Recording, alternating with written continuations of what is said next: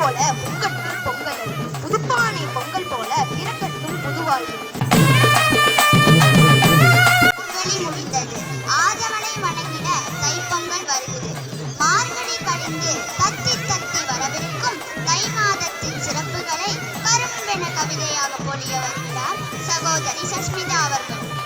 நம் உள்ள திருக்கோவில் அமர்ந்திருக்கும் கடவுளை வாழ்த்தி இறைவாழ்த்துடன் விழாவினை தொடங்க வருகிறார் எம் பள்ளியின் பாடகர்கள் அன்புடன் அழைக்கிறேன்.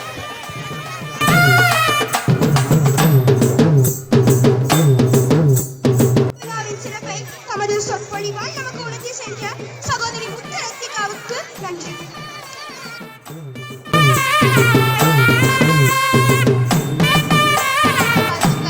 இன்று இனிய பொங்கல் விழாவிற்கு வருகை தந்திருக்கும் அனைவரையும் வருக வருக என்று அன்புடன் வரவேற்கிறேன். தை பிறந்தால் வழி பிறக்கும் என்று சொல்வார்கள். நம்முடைய முன்னோர்கள் மிகவும் பெருமை மிக்கவர்கள், புத்திசாலிகள். இப்படி ஒரு பண்டிகை தை மாதம் 1ஆம் தேதி பொங்கல் என்ற ஒரு பண்டிகையை அமைத்து அதற்கு ஒரு அர்த்தமும் நம்மளுக்கு கற்பித்திருக்கிறார்கள். கூட சேர்ந்து நீங்க எல்லாம் வந்து சொல்லணும், நான் பொங்கலோ பொங்கலுங்க, நீங்களும் பொங்கலோ பொங்கல்னு சொல்லணும். பொங்கலோ பொங்கல், பொங்கலோ பொங்கல், பொங்கலோ பொங்கல். நன்றி. So it's a harvest festival. It's celebrated in different parts of our country in different names.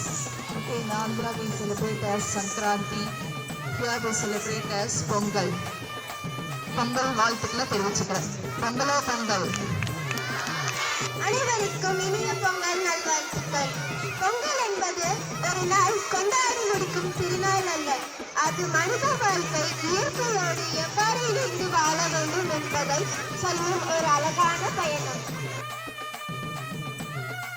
முதல் நாள் போகி பண்டிகை, 2வது நாள் பொங்கல், 3வது நாள் மாட்டுப் பொங்கல், 4வது நாள் காணும் பொங்கல் என்பதாகும்.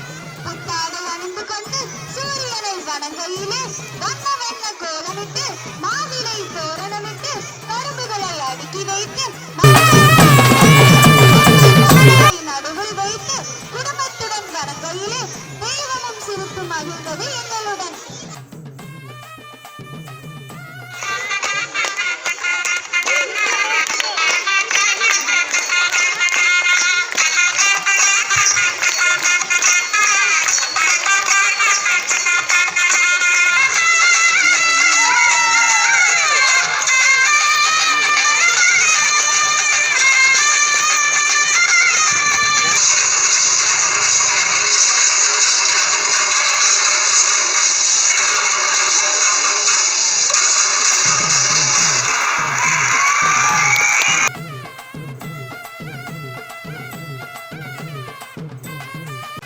வணக்கம். தித்திக்கும் கரும்பை போல் உங்கள் வாழ்க்கையில் மகிழ்ச்சி இனிக்கட்டும்.